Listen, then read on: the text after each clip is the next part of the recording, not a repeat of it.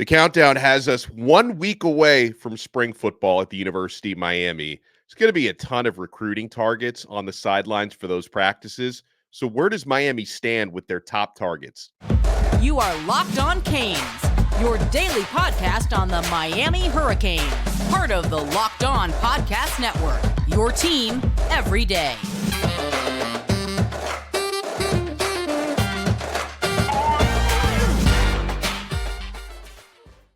Happy Monday, if there is such a thing. I'm Alex Donno. I'm a University of Miami alumnus, longtime South Florida sports radio vet, and contributor to allhurricanes.com. Thank you to the everydayers for making Locked On Canes your first listen and your first watch. We are free wherever you get your podcasts. We're free on YouTube. We're part of the Locked On Podcast Network, your team every day. We're going to be talking recruiting with the Overlord today. And every time Brian Smith joins us, he is brought to you by LinkedIn. These days, every new potential hire can feel like a high-stakes wager for your small business. That's why LinkedIn Jobs helps find the right people for your team faster and for free. Post your job for free at linkedin.com/lockedoncollege. Terms and conditions apply.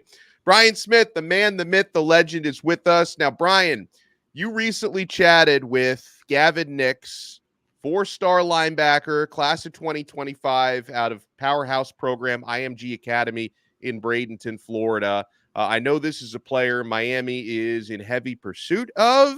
Derek Nicholson, very involved in his recruitment, as is Mario Cristobal. What can you tell me out of your conversation with Gavin Nicks? That is a very intelligent young man, first off. He's looking at the recruiting process the right way. He wants to take the right trips, who's got the best relationships with him, get those visits, basically who's putting in effort. And he's also looking at his opportunities to better himself because he wants to make it to the NFL. Where can I gain the most? So I asked him about Cristobal. I asked him about Norvell and all these different coaches. He had glowing things to say about both those guys, but there's a reason Florida State, Miami are at the top pretty much of his list. Close to home. He's from Orlando originally, so he didn't go very far to go to IMG. And they just honestly are recruiting him as part of the process. Something I've talked about before. It's one thing for an assistant from a school to be on you. It's quite another for the head coaches. To use Cristobal as an example, he says he talks to him almost every week. Think about how many times we've said something about that, whether it's Gavin or somebody else with Cristobal. He really puts in the time to try to communicate with these kids so they're not just dealing with a figurehead. Some coaches don't want to talk to recruits all that much. I know Brian Kelly's a little more like that, but he's selling LSU. It's not the hardest thing, but still it makes a difference. And that's one of the reasons Nicks is looking at the Hurricanes so closely. 6 foot, 230, sideline to sideline, can play either inside spot. He'll be physically ready to play as a freshman in major college football. What can you tell me about his recruiting timeline? On visits, is he going to be down for an unofficial at Miami? And do you have any idea, is he going to be a guy who may announce in the summer, or could this go in towards National Signing Day? I asked him that specific question, Alex, and Gavin told me his plan is to take these trips in the spring, and then based on, which ones went well, you take a handful of trips in the summer, then he wants to decide right before his senior season. He was really hardline about that, which not many kids are, but again, he's intelligent. He has a plan. He wants to go and play his senior year at IMG without the thought process, okay, what am I doing for college? Right. I think it's a good idea. So he's going to visit Miami. He's going to visit Florida State. He's going to visit Tennessee, Notre Dame, Oregon, Texas A&M. He's got quite a few, but he's 7, 8 schools he's down to. Most kids are lucky to be down to 10 right now. And I really think at the end, Florida State, Miami could be the final two. It's hard to say. Ohio State's in there a little bit too. So we'll see. But Miami is definitely getting one of the unofficials. He made that very clear. Now, let's transition to the offensive side of the football. You've been spending a lot of time up in Alabama, and, player from that state that Miami has been recruiting pretty heavily is Alvin Henderson, 4-star running back. And something I loved, and by the way, shout out to my very good friends, Brad and Peter at Canes Insight, who recently interviewed Alvin. Now, he was getting recruited heavily by Tim Harris Jr. before he left Miami. And then, he had scheduled an unofficial down here, and then he found out Tim was leaving to go to UCF. Alvin still came down and visited Miami, and he was very complimentary of the way Miami's coaches handled everything despite the transition between running backs coaches, which I Right. think is a really good sign. Now, obviously, this is an in-state recruit for the likes of Auburn and Alabama, and I've seen a crystal ball for Alvin to end up at Auburn. So how much of an uphill climb could this be for Miami? This is a unique recruitment. Alvin is from Elba, which is a town about the size of my finger. And it's a 1A school. I mean, it's tiny. And it's one of the reasons he dominated the last. He had 61 touchdowns rushing just last season. So it's a lot. He told me his goal was to hit 75 this next year. And I'm like, that's absurd, but whatever. He's a kid that's a little more worldly than most young men from this state that come from those small towns, because they're famous for 1 and 2A schools producing Alabama, Auburn level recruits. Miami, Florida State, like Ole Miss, everybody around is recruiting. A lot of times these kids from the small, it's just Auburn or Alabama. Georgia's in on him, etc. He could go anywhere. Auburn's the most likely because it's about 2 hours to Auburn from where he's at, maybe an hour 45. But at the same time, Alvin he's been to Miami already. He really likes the staff. And again, I know this is a shocker. Cristobal is a big part of that. Tim did a good job when recruiting him before he headed over to UCF. But Miami's right there. We really don't know where he's going to go. I would pick Auburn because it's the easiest pick. But Miami is one of the 2 or 3 schools right there behind. They just need to get him on campus for an official. And as we saw the last couple of years, there were several situations like this. I didn't think they were going to get JoJo. Just as an example, I thought he was going to go to Florida State. Miami won that. You got to play it out. So is he going to go to Miami? I don't know, but I don't think Alvin knows yet. Elite recruit. He's going to be an impact recruit no matter where he goes. He's going to set all kinds of records before he leaves the state of Alabama, obviously. So Miami need to hit the home run here with at least one running back, and they've set their sights really high. Him and a Kylan Deere and a couple other kids. So it's going to be interesting to see where he ends up. Yeah, there's another running back not as highly rated as Alvin, an in-state kid that the new running backs coach Matt Merritt seems to really like. I think he was kind of behind the push for Girard Pringle Jr. He's rated 3 stars. He's out of Armwood High School in Seffner, Florida. Have you had a chance to watch or scout Pringle? It's hilarious that he is ranked a 3-star. He ran for over 300 yards in one game last year, and anytime you can do that in Florida against anybody, you're good. Yeah. But he did it against Venice, which is, a team that's always in the state finals. Team, yeah. So, and I watched his film again this morning. I've seen it several times just for fun. Stop and start, make you miss, but he will run over somebody. He's similar to Alvin Henderson, maybe slightly smaller, but you can't tackle him in a phone booth. And he's a Florida kid that doesn't fear anything. He's got that typical Florida mentality. Great running back. He can play for any school in the country. I like to hear that. I want to talk about a couple tight ends when we come back with Brian Smith. We're talking recruiting with the recruiting overlord. He is the recruiting expert here on the Locked On Network. He's also a colleague of mine at allhurricanes.com. He does an excellent job. In fact, check out the story he wrote this morning about Gavin Nicks, the IMG linebacker who we just talked about. But a couple tight end targets I want to get to when we come back with Brian, including Brock Schott and Luka Gilbert, who have both really become priorities. Plus, DJ Pickett, who is my favorite player in the class of 2025, has locked in an official visit with Miami. He's locked in his visit, and you want to keep it locked right here, folks, on this brand new episode. We're only getting started here on Locked On Canes. And I'm only getting started with FanDuel. We're making money during basketball season. We're having an awesome time. I know a lot of you first got on the FanDuel train during the Super Bowl, and you're keeping it rolling now during NBA season. You can get buckets with your first bet on FanDuel, America's #1 sportsbook. Because right now, new customers get $150 in bonus bets with any winning $5 bet. That's $150 if your bet wins. You can bet on all your favorite NBA players and teams with quick bets, live same-game parlays, exclusive props. I love those player props. I don't know. They should make Jimmy Butler suspensions and ejections a prop. Now, I love my Jaime Jaquez Jr. props. I'm having so much fun all over the FanDuel app. There's so much more you can find there. Just visit FanDuel.com/lockedon and shoot your shot. FanDuel, official sportsbook partner of the NBA.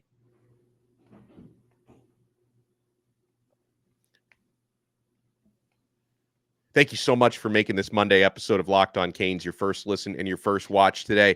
Locked On has launched the first ever national sports 24/7 streaming channel on YouTube. And now it's also available on Amazon Fire TV in the free Fire TV Channels app. Locked On Sports Today is here for you 24/7, covering the top sports stories of the day with the local experts of Locked On, plus our national shows covering every league. Find Locked On Sports Today, now available on the free Fire TV Channels app. Definitely check that out. Brian Smith is with us here on this episode of Locked On Canes. So Miami has locked in a June official visit with DJ Pickett. I believe it's on the I think that one's the middle of the month with DJ. Like I think the 14th with DJ Pickett, who, to me, Brian, my favorite player in the class. Anything new on where Miami stands with this do everything defensive back out of Zephyr Hills, Florida? Everything is pretty status quo. I tried to check in this week. There's nothing going on. It looks like, I think those are going to be the 4 visits: Oregon, LSU, Miami, Georgia. If he adds, for those of you who don't know, now you're not limited to 5, which I think is a terrible rule by the NCAA, but he's got 4. I don't know if DJ will take more than that. He's a really private kid, quiet kid. So from here on out, it's going to be little snippets here and there. I'm going to see him in a few weeks. But yeah, it's pretty quiet on that front, which is all news right now is probably bad. Miami needs to be just where they're at and just let it be. Got to get to that visit, man. Hopefully they can get him down for another unofficial this spring. That's the big thing. That's the biggest goal. Yeah. It's just FaceTime. There's no way around it. He's got to make the trek, and it's not a short one, believe it or not, from Tampa, as you did recently. Yeah, a couple of weeks ago, it took forever to drive over there. Between, you got to cross over the state and then all the traffic. Not fun. Yeah, it's not easy. It's not an easy drive, brother. So I'm looking actually at DJ Pickett's official visit calendar, just so people know. May 31st, LSU, June 1st, Clemson, June 7th, Georgia, June 14th, Miami, June 21st, Oregon. So that's what it's looking like right now for the official visit calendar for DJ Pickett. Want to talk about a couple tight ends. So here's one that Gabby Urrutia actually mocked him in his very early class of 2025 mock class, and that's Luka Gilbert, 4-star, 6'7", 233 pounds. Miami loves these really tall tight ends, as we've come to find out. He's out of Westchester, Ohio. He's going to be attending a spring practice, Brian, on March 23rd, and then he is going to have an official visit at Miami on June 7th. So you talk about the importance of getting FaceTime. Miami's going to be getting a lot of FaceTime with Gilbert.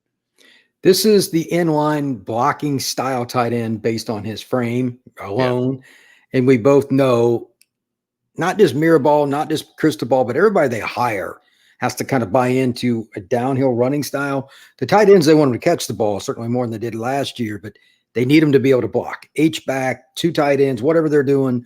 This is one of those guys. The other kid we're going to talk about here in a minute is the flex guy. I think they would like to get one of each, like every other year, and be kind of a fullback almost as an extra, because that position's all but gone in football, but more versatile versions of it.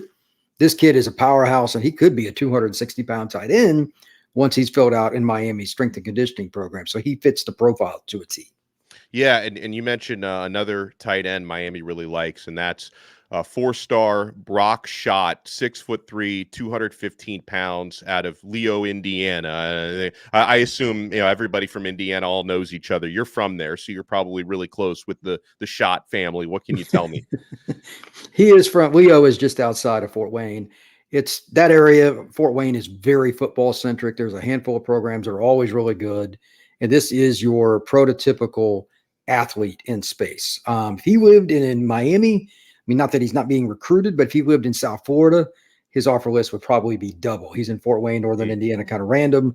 So he doesn't have as many as he probably should, but he's freaking great player. The film does not lie. And he's a kid that in space, despite being 215, 220 and yoked up, can make guys miss. And he would also be a pretty good blocker. A guy you can throw it to in the screen game.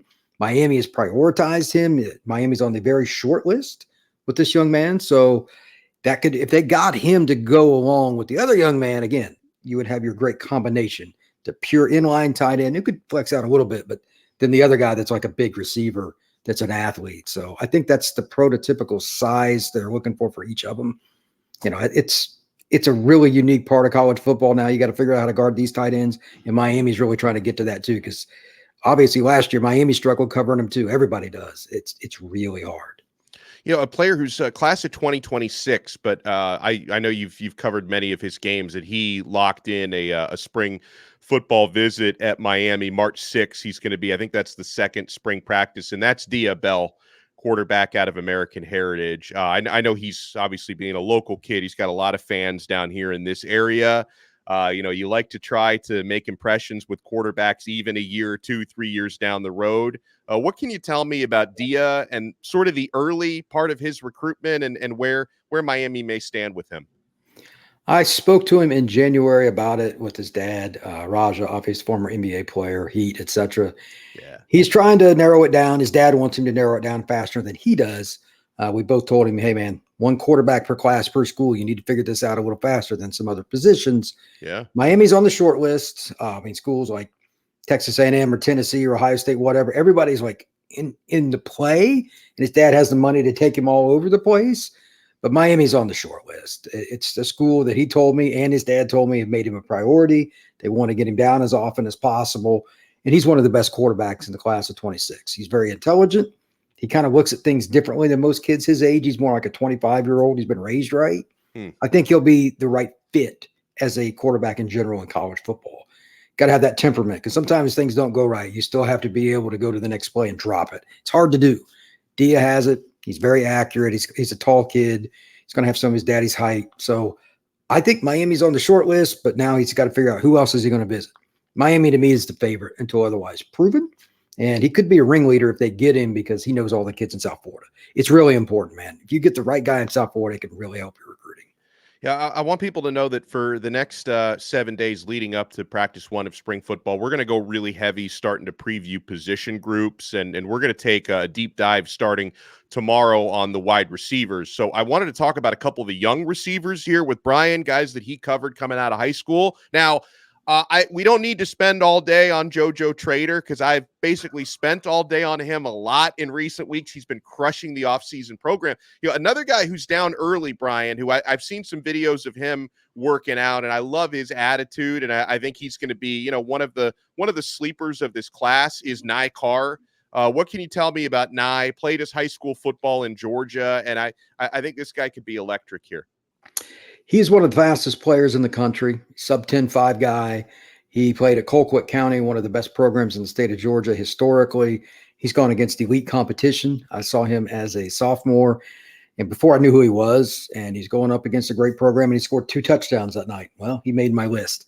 He was the best player on the field as a sophomore when there were other Power 5 kids on the field. He just runs by guys. I mean, this is not a complicated equation. If you do not get hands on Nye at the line of scrimmage, you're in a lot of trouble.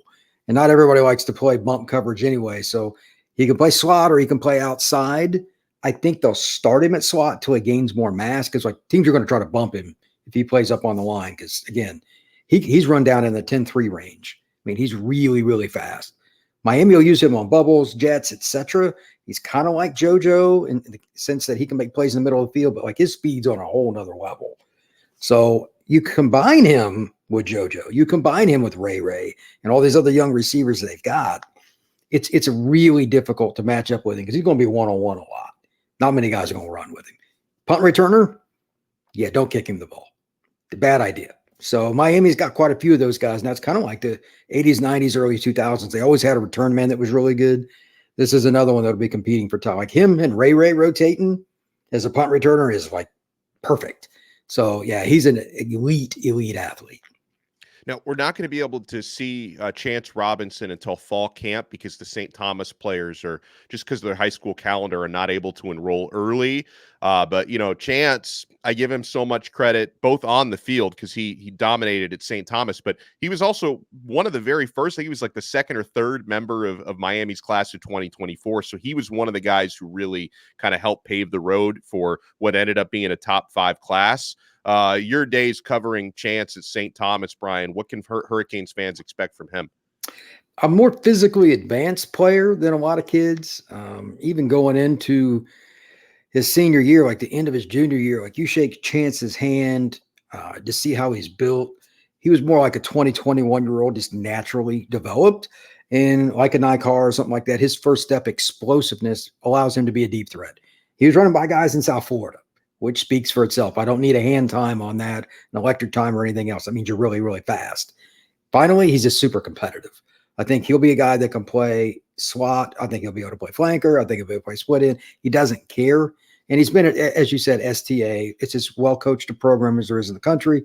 He'll be a little more mentally prepared because of the rigors that Roger Harriet and his entire program put these young men through on and off the field. He wants them to be developed overall, not just good football players. So I'll be surprised if he doesn't end up being the guy that's like, I think Isaiah Horton will start as the boundary receiver. That's my guess. But if Chance ends up being the second guy right away, it wouldn't surprise me at all. And it wouldn't surprise me if he competed for starting reps because he's really good. I want to get Brian's take when we come back on, because he's someone who he covers recruiting for a living. There's a lot of momentum for moving National Signing Day from the third Wednesday in December up to first week of December, December 4th. How that's going to change roster construction, roster management, and how it's going to change the life of a high school recruit. So we will talk about this and so much more. You want to keep it locked right here, my friends, on this brand new episode of Locked On Canes.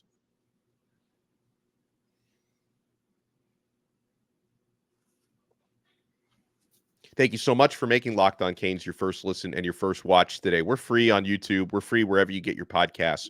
We're part of the Locked On Podcast Network, your team every day. For the everydayers, if you want to take your everydayer experience to the next level, become a Locked On Canes insider. I include a link in the show description below. You can sign up and get text messages directly from my phone to yours in the Locked On Canes Insiders chat. You guys can ask me one-on-one questions on there. I give you breaking news, recruiting scoops, show previews. You can try it free for 14 days. Try it free for 2 weeks. If you like it, you can opt in for $4.99 a month. We give you a lot of added value there. Click the link in the show description below to become a Locked On Canes insider. All right, so Brian, there have been just so many changes in college football, and we could probably talk all day, maybe on our next episode, about the new NIL situation with these court rulings in Tennessee and Virginia. We also have what's probably going to be a change in the calendar. Right. So since there's been an early National Signing Day, and most players get it kind of out of the way in December. It's been the third Wednesday in December. Now it seems like they're looking to definitively move this up to December 4th. Obviously, this seems to be better for the college coaches due to playoff games, which are going to start a little earlier. There's going to be more of them. The whole coaching aspect of it. I know most coaches are in favor of it. But what about the high school athlete, Brian? Because this is right around state playoffs and state championships. What are you in favor of moving National Signing Day up? If I was allowed to publish some of the things that I know that some of my brethren in the high school coaching ranks would say about this, I would be fired, and so would you. There are certain coaches that don't even let their players take official visits during the season. Well, how would you do, unless you take them all in June and then just wait, if you're still decision mode, like this is going to be very awkward because as I've said on this show before, there's nothing more stubborn than coaches. They hate the word change is a 4-letter word to them. Mm-hmm. So I don't know how this is going to work, and it's going to cause some consternation with some things. I think local schools will gain more from this, like states, Georgia, Florida, Texas, because unofficial visits, quick in and out. A lot of coaches do not allow their kids to take a whole lot of trips during the season. Right. So it's going to be kind of awkward for a school like Boston College. It doesn't impact Miami. They're local, so it probably helps them. But here's the other question. If you're going to do that and you got a kid that's in a state playoff run like Miami Northwestern or Chaminade Madonna, do you really think the coaches want stuff going on right before they play STA or Central or something? It's a nightmare. Yeah. There's because the kid's trying to decide. He's got practice. He's obviously got school and social life. Oh, by the way, on Wednesday, you're down to Florida State, Miami, and Florida. How do you do that? Like, it is for the coaches in the high school ranks, this is a disaster. I know there's no great answer, but especially for the elite programs that go deep into the playoffs, like you mentioned, man, I don't know how you do this. And I might even try to interview one of the guys, someone like Jib Joseph or something at Miami Central, because there's no book on this. You do the best you can, and I'm sure they're going to give answers like that, but there's going to be some problems I'm sure we hear about on the back end. Yeah, no, that's interesting. Can you elaborate a little bit more? Because I like what you're saying about how, schools like Miami and places with a lot of local and regional players could benefit a little bit from this. So you think that could be one of the effects here, that just easy to get local kids in for unofficials. Yeah. So could Miami end up coming out actually better for this? Yeah. During the season, if you're at a program where coaches like John Curtis, historically down in New Orleans, always got players, they didn't allow any visits at all during the season, beginning and end. You don't like it, leave. They were an elite program. Not everybody's quite to that level, but they still try to mitigate it because they want team chemistry. They want you at Saturday morning film set. I mean, stuff that you need to be at. So it's a little bit easier. Like you could go to film session if you're at Chaminade Madonna, and then it's right down the road to go to Hard Rock for an unofficial visit. You've already done your duties for the day. Well, what about if you're considering you can't just do that if you're trying to get to Florida State? Like it's in the same state, but South Florida to Fort Tallahassee is a long way. Oh, yeah. It has to be a night game for FSU. So, I mean, they have some advantages maybe with the Jacksonville kid, but it's not the same. Like Miami, Southern Cal, Texas A&M, some of these other schools, everything's within 2 hours of them pretty much. That's a huge advantage for those schools that they're recruiting, that the coaches really want consistency. And believe me, there are a lot of them. Maybe some of these coaches will let up. I don't know. But historically, again, there's a reason these teams win. Do you think Jude Joseph wants everybody at his team meeting on Saturday morning? You know what I mean? Like, obviously, that's why they're winning state and national championships. It's a chemistry, it's a bond, it's a brotherhood. Local schools will definitely benefit from this. Great job, as always, here from Brian Smith. You want to make sure you follow him on X at FBScout_Florida. Check out his article on Gavin Nicks, who he interviewed. That's at allhurricanes.com. You can check out my work as well and all the hardworking folks at allhurricanes.com. And for Locked On Canes viewers and insiders, want to let you guys know, as I mentioned, we are going to be taking deep dives for the next week on position groups by popular demand, because this is what the insiders voted for. We're going to start with the wide receivers tomorrow. I want to talk about projected starters, guys who can compete for starting jobs, what kind of an impact the young guys could have, and whether Miami still needs to go out and get another receiver in the upcoming April transfer window. So I want you guys to let me know, after we cover the receivers tomorrow, which position group do you want us to do next? Because at some point, we're going to go through, of course, the quarterback room, the running back room, defensive backs, which is an area where there's going to be a lot of new faces and a lot of young talent there. So you guys let us know at Locked On Canes on X. And if you follow us at Locked On Canes, we will follow you back. Huge job, as always, here by Brian Smith. We'll talk to everybody tomorrow on another episode of Locked On Canes. We are part of the awesome Locked On Podcast Network, your team every day.